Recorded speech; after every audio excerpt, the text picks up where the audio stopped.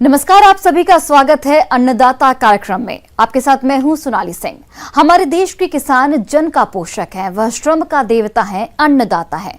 उसमें ही भारत की आत्मा निवास करती है। ऐसे ही किसानों की प्रगति के लिए हम खेती बाड़ी से जुड़ी हुई बहुत सी नई लाभकारी जानकारियां हर रोज सुबह लेकर आते हैं। तो चलिए कार्यक्रम शुरू करने से पहले देखते हैं क्या है आज के अन्नदाता में।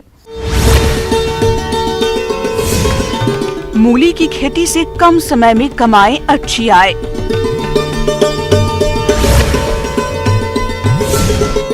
फसलों में ट्राइकोडर्मा विरिडी का प्रयोग है लाभकारी। मूली का उपयोग आमतौर पर सलाद और सब्जी के रूप में किया जाता है और अपने राज्य में मूली की खेती प्रायः सभी क्षेत्रों में की जाती है। सामान्यतः किसान अन्य फसलों के साथ मूली को मेढ़ों पर या खेत में लगाकर आय अर्जित करते हैं। तो यदि किसान भाइयों आप भी मूली की खेती करने जा रहे हैं तो किस प्रकार से करें मूली की खेती, आइए जानते हैं कृषि विज्ञान केंद्र शहडोल के वरिष्ठ कृषि वैज्ञानिक डॉक्टर मृगेंद्र सिंह। आज हम बात करेंगे मूली की खेती की। रबी के सीजन में सब्जियों में मूली का अपना ही महत्व। मूली खासतौर से सलाद के रूप में उपयोग की जाती है।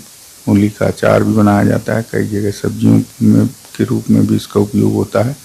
तो जैसा कि आपको पता है कि ये जड़ वाली सब्जी है, तो इसके लिए हल्की दोमट मिट्टी या रेतीली दोमट मिट्टी इसके लिए बहुत उपयुक्त है।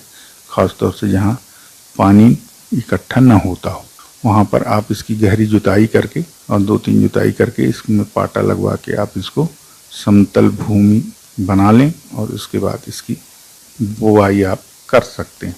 किसान भाई इस चीज़ को ध्यान दें कि चूँकि जड़ वाली ये फसल है तो इसमें जितनी ज़्यादा मात्रा में इसमें हम खाद डालेंगे, जमीन जितनी भुरभुरी होगी उतनी बढ़िया हमारी फसल होगी।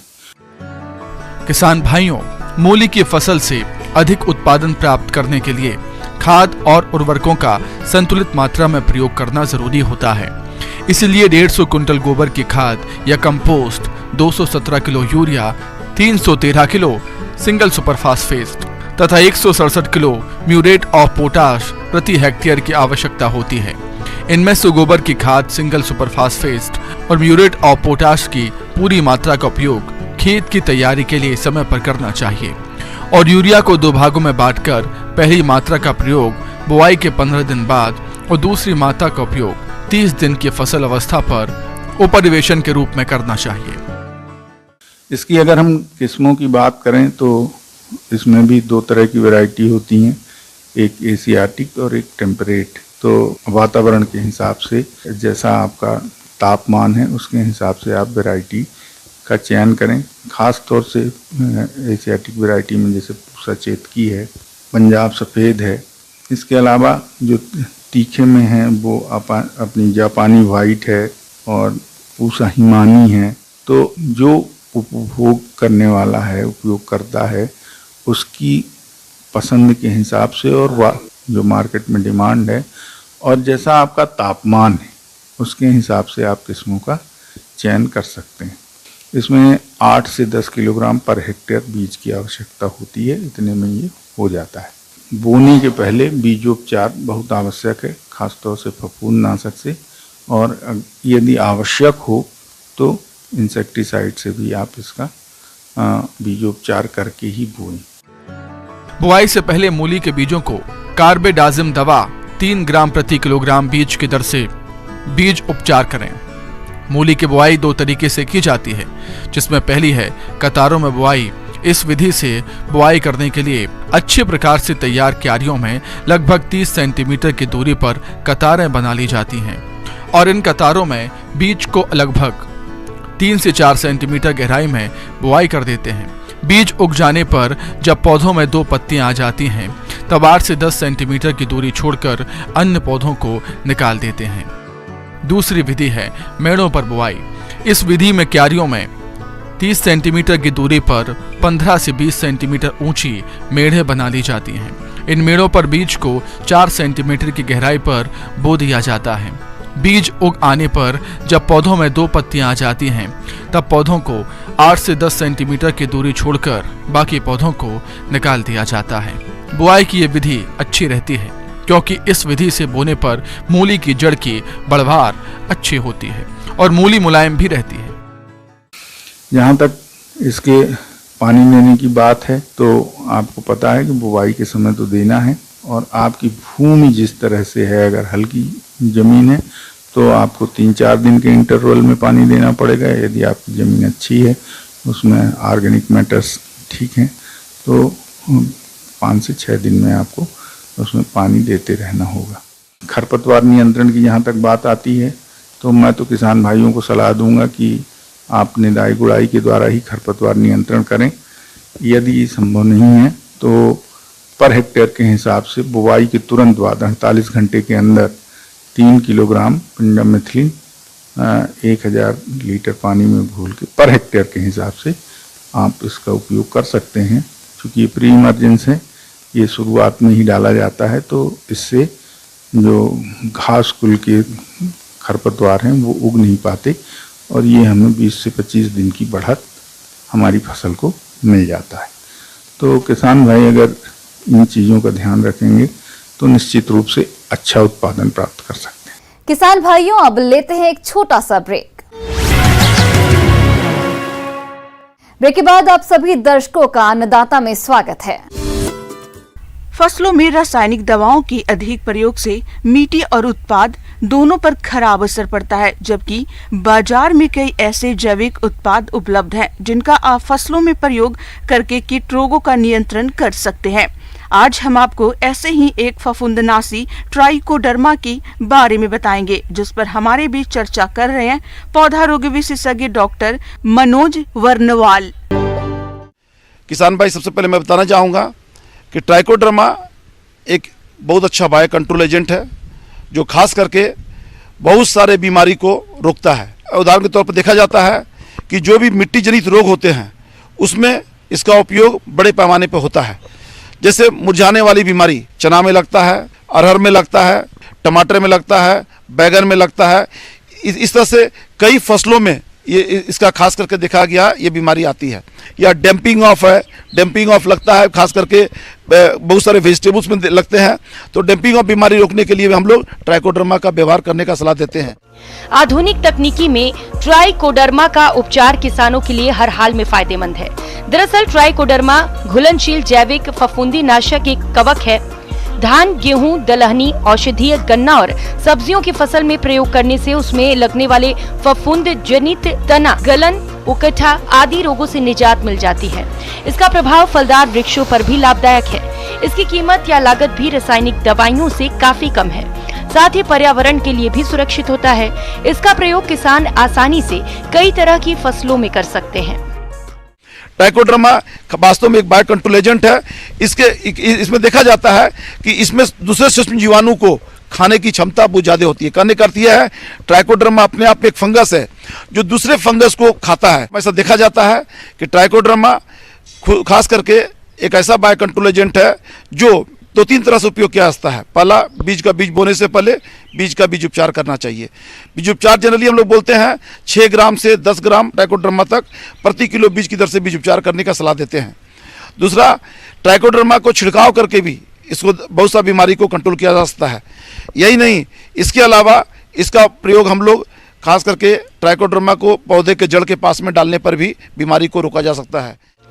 किसान भाई 5 से 10 ग्राम ट्राइकोडर्मा को 25 मिलीलीटर पानी में घोल लें। ये घोल 1 किलोग्राम बीज को शोधित करने के लिए पर्याप्त है। धान की नर्सरी और अन्य कंद वाली फसलों 10 ग्राम ट्राइकोडर्मा का घोल 1 लीटर पानी में बना लें। नर्सरी पौध को तैयार घोल में आधे घंटे तक भिगो लें। इसके बाद रोपाई करते। प्रति एकड़ खेत में 1 किलोग्राम ट्राइकोडर्मा 100 लीटर पानी में घोलकर उसका छिड़काव भी कर सकते हैं। भूमि शोधन के लिए 5 किलोग्राम ट्राइकोडर्मा को 15 किलोग्राम गोबर की खाद या वर्मी कंपोस्ट में मिलाकर 1 से 12 घंटे तक छाया में रखें। उसके बाद प्रति एकड़ के हिसाब से खेतों में मिला दें। इसी तरह 5 ग्राम ट्राइकोडर्मा को प्रति लीटर पानी में मिलाकर नर्सरी बनाते समय छिड़काव करें या गोबर की खाद या कंपोस्ट मिलाकर क्यारियों में बिखेर दें। खास करके हम लोग कहते हैं सब्जी में और फल में इसका बहुतायत में इसका प्रयोग होता है। ऐसा देखा जाता है खास करके किसान भाई कि ट्राइकोडर्मा को हम लोग गोबर में मिक्स करते हैं। जनरली हम लोग 1 से 2 किलोग्राम ट्राइकोडर्मा को 100 किलोग्राम गोबर में मिक्स करते हैं। मिक्स करने के बाद में उसको 15 से 20 दिन तक सड़ाते हैं। उस सड़ने से फायदा ये होता है कि ट्राइकोडर्मा गोबर में वो तेजी से मल्टीप्लाई करता है और उसका मास मल्टीप्लिकेशन होता है। और बुआई या रोपाई के समय में ये उस समय जड़ के पास में छोटा छोटा आटा का लोई इतना गोल इतना छोटा छोटा बना करके उस जड़ के पास में रोपाई के समय में दिया जाता है। खास करके बैगन की जब खेती करते हैं या टमाटर की खेती करते हैं उस तरह से करके उसमें दिया जाता है। और ऐसा भी दिखाया जाता है खास करके अमरूद में भी मुरझाने वाली बीमारी बहुत ज़्यादा आती है। अमरूद में मुरझाने वाली बीमारी से बचने के लिए हम लोग ट्राइकोडर्मा का भी व्यवहार करते हैं। तो जिसके जड़ के 1 मीटर डायमीटर का एक चारों तरफ रिंग बना देते हैं, छोटा सा गड्ढा कोड़ देते हैं। उसी गड्ढे में ट्राइकोडर्मा का गोबर जो वेस्ट जो खाद बनता है वो ट्राइकोडर्मा गोबर वेस्ट खाद को जड़ के चारों ओर डाल देते हैं। डालने से मुरझाने वाली बीमारी निश्चित रूप से रोक सकते हैं।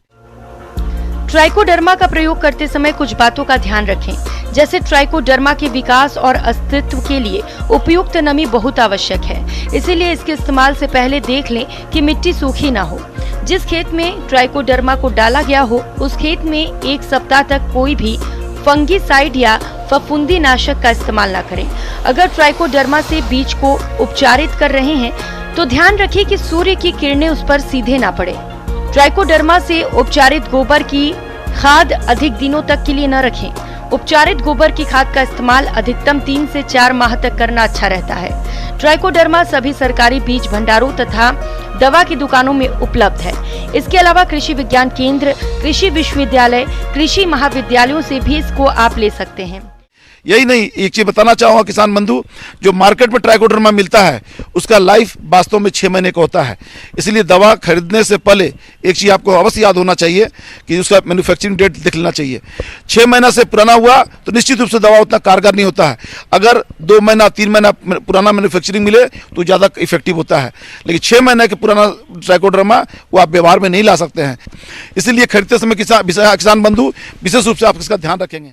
आगे और भी हैं खेती बाड़ी से जुड़ी हुई बहुत सी रोचक जानकारियां। यहाँ रुकेंगे एक और छोटे से ब्रेक के लिए। ब्रेक के बाद एक बार फिर से आप सभी दर्शकों का अन्नदाता कार्यक्रम में बहुत बहुत स्वागत है। छत्तीसगढ़ राज्य में धान की खेती बड़े पैमाने पर की जाती है, लेकिन सिंचाई के सीमित साधनों के कारण रबी मौसम में कई किसानों के खेत खाली पड़े रह जाते हैं। ऐसे किसानों के लिए धान की खड़ी फसल में उतेरा एक अच्छा विकल्प सिद्ध हो सकता है। इसका मुख्य उद्देश्य खेत में मौजूद नमी का उपयोग अगली फसल के अंकुरण और वृद्धि के लिए करना है, जिससे 2 फसलीय खेती का लाभ किसानों को मिलता है। तो आप कैसे करें उतेरा तकनीकी से खेती, इसकी जानकारी दे रहे हैं बृजकिशोर प्रजापति। जैसा कि हम सभी जानते हैं कि हमारे देश में सदियों से जो है दोहरी फसल उत्पादन की विभिन्न प्रकार की अनेक कृषि पद्धतियां हैं, और उन कृषि पद्धतियों में से एक जो वर्षा आधारित क्षेत्र जो होते हैं, जहां पे कम वर्षा होती है और जहां रबी के पानी की उपलब्धता नहीं हो पाती जिन किसानों के पास, तो वहां एक पैरा और उतेरा नामक फसल और कृषक पद्धति का कार्य हमारे किसानों के द्वारा किया जा रहा है। किसान भाइयों, उतेरा पद्धति फसलों को पैदा करने की एक ऐसी पद्धति है जिसमें बिना किसी खेती की तैयारी के रबी मौसम में फसलों की बुवाई करके असिंचित अवस्था में पैदा करते हैं। यह पद्धति अधिकतर छत्तीसगढ़, मध्य प्रदेश, झारखंड और बिहार के पहाड़ियों और मैदानों में अपनाई जाती है। फसल उगाने की उतेरा पद्धति सदियों पुरानी है। धान की खड़ी फसल में बालियों के झुके होने पर उतेरा फसल जैसे तिवड़ी या लाखड़ी, मसूर, मूंग, उड़द, अलसी, कुसुम व सूरजमुखी की बोनी कर देते हैं, जिसमें तिवड़ा और मसूर की बोनी सबसे ज्यादा की जाती है। इस फसल को बोनस फसल भी कहा जाता है। इसमें मुख्यतः जो होता है, हमारी जो भूमि में जो नमी होती, उस नमी का उपयोग जो है हम रबी की फसल उत्पादन में करना हमारा सबसे बड़ा उद्देश्य है। और जैसा कि मैं बता दूं, भूमि का चयन आपको किस प्रकार से करना है, तो भूमि हमारी मुख्यतः जो होती है भारी दोमट मिट्टी जो होती है वह उतेरा फसल के लिए बहुत ही अच्छी मानी जाती है।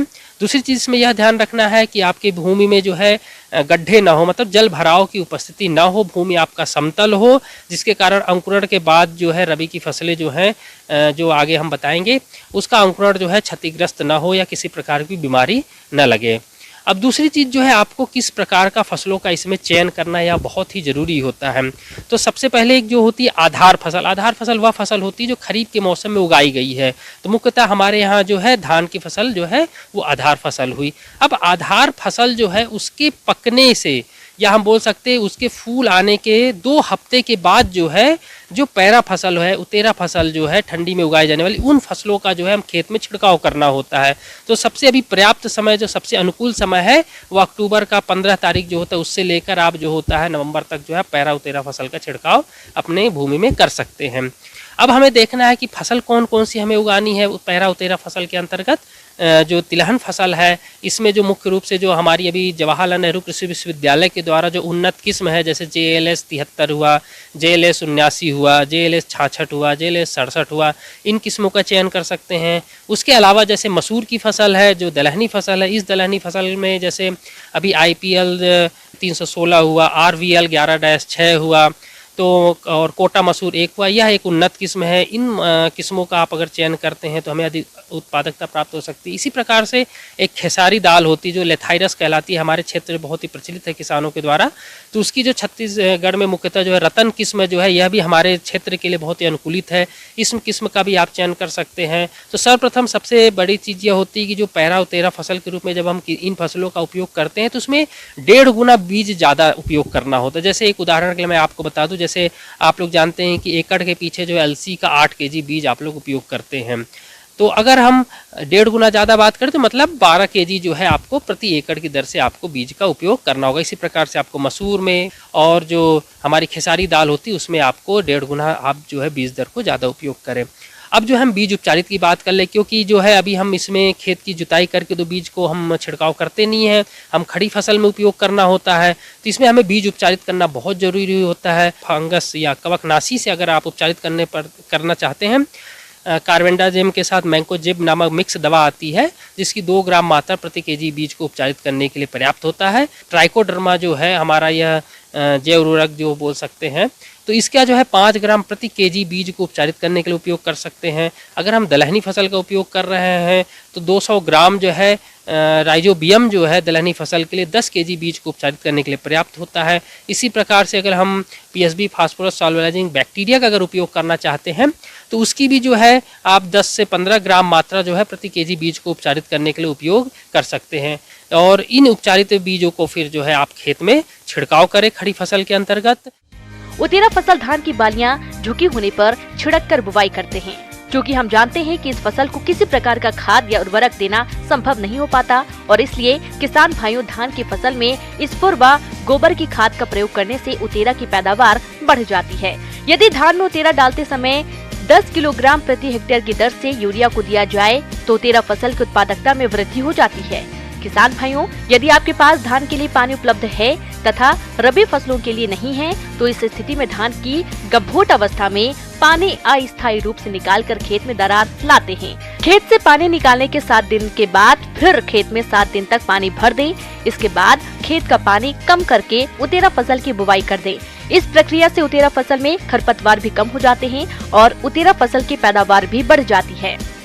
खरपतवार नियंत्रण की बात करें तो किसान भाइयों, यह निदाई जो है आप जो है आवश्यकता अनुसार बुआई के 15 से 20 दिनों के बाद, उसके बाद 40 से 45 दिनों के बाद और निश्चित रूप से निकाल दें। और जब भी आपकी जैसे धान की फसल कटाई होती तो निश्चित रूप से अंकुरण के बाद जो है आप घास निकालें, जिससे जो उसमें की विभिन्न प्रकार के लगने वाले कीट बीमारियां हैं उससे आप बच सकते हैं। उतेरा की बुवाई के 20 से 25 दिन के अंदर धान की फसल को काट लें और फसल की कटाई भूमि की सतह से करें तथा कटी धान की फसल को अति शीघ्र उठा लें। आमतौर पर किसान भाई उतेरा में किसी प्रकार का पौध संरक्षण नहीं अपनाते हैं, जिससे फसल 30 से 40% तक क्षति होती है, जिसे पौध संरक्षण अपनाकर रोका जा सकता है। हमारे कृषकों के पास अगर पानी सिंचाई की उपलब्धता नहीं है तो निश्चित रूप से आप पैरा उतेरा फसल की आप खेती करें, जो कि वर्तमान समय बहुत ही अनुकूल है।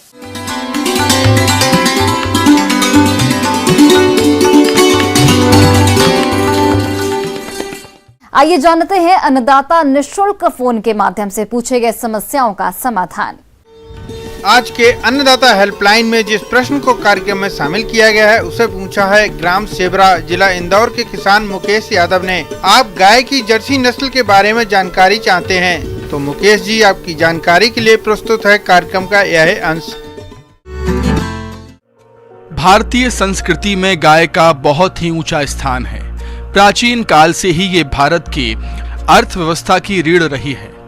आजकल भारत में विदेशी गाय बहुत ही लोकप्रिय हो रही हैं। वैसे तो भारत में कई नस्ल की गायें देखने को मिलती हैं और इन्हीं नस्लों में जर्सी गाय भी एक है। दुनिया में सर्वाधिक दूध देने वाली गायों में HF गाय के बाद ये गाय दूसरे नंबर पर है। जर्सी गाय वैसे तो ठंडे इलाकों में ज्यादा पाई जाती है, लेकिन ये अपने आप को मौसम के अनुसार ढाल लेती है, जिसकी वजह से ये गर्म वातावरण के लिए भी अनुकूल बन जाती है और ठंडे वातावरण के लिए भी। जर्सी गाय काले और भूरे रंग के मिश्रण में पाई जाती है। इसका माथा चौड़ा और आंखें बड़ी होती हैं। इसकी औसत ऊंचाई 46 इंच यानी 4 से 5 फीट होती है। ये गाय अन्य गायों की तुलना में थोड़ी छोटी होती है। जर्सी गाय के रखरखाव में और गायों की तुलना में कम खर्च और समय लगता है। अन्य नस्लों की गायों की तुलना में इन गायों का स्वास्थ्य ज्यादा बेहतर रहता है। इसके अलावा ये गाय अन्य गायों की तुलना में दूध का उत्पादन भी बहुत जल्दी करने लगती हैं। ये गाय सामान्यतः प्रतिदिन 20 से 25 लीटर दूध देती हैं और अन्य गायों की तुलना में बहुत अधिक है। अपनी अनेक खूबियों और किसानों के लिए आर्थिक रूप से फायदेमंद होने के कारण ये गाय आजकल डेयरी किसानों की पहली पसंद बनी हुई है। यदि किसान भाइयों आप इस नस्ल की गाय का पालन करना चाहते हैं तो ये गाय अमूमन 40 से 60 हजार रुपए के बीच मिल जाती है। इसकी कीमत और भी कई बातों पर निर्भर करती है, जैसे कि जर्सी गाय की दूध उत्पादन की क्षमता, उम्र और उसका स्वास्थ्य आदि। इन्हीं बातों को ध्यान में रखकर ही कोई खरीदार इसकी सही कीमत का अनुमान लगा देता है। इस तरह किसान भाइयों आप इन्हीं सब बातों को ध्यान में रखकर यदि जर्सी गाय का पालन करते हैं तो आप इनसे अधिक दूध उत्पादन के साथ अच्छा लाभ भी कमा सकते हैं।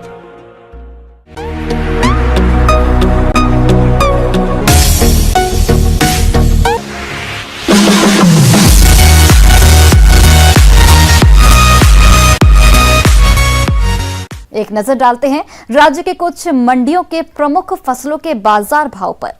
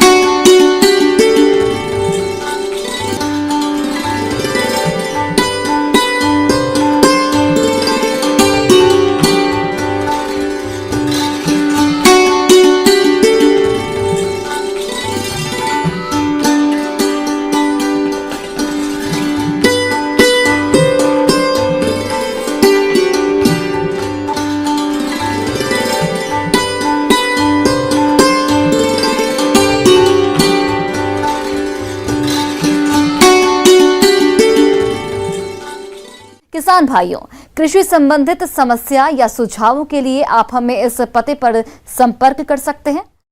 प्रोड्यूसर अन्नदाता news 18 Madhya Pradesh Chhattisgarh, Ramoji film city Hyderabad 501512। साथ ही आप हमें ईमेल भी कर सकते हैं। हमारा ईमेल आईडी है p18annadatamp@news18.com। इसके अतिरिक्त आप हमें निःशुल्क हेल्पलाइन नंबर 18008892 पर सोमवार से शनिवार सुबह 10 से शाम 4 बजे के बीच संपर्क कर सकते हैं। अब समय हो रहा है आपसे विदा लेने का। कल फिर से आपसे मुलाकात होगी कृषि से जुड़ी महत्वपूर्ण जानकारियों के साथ। नमस्कार।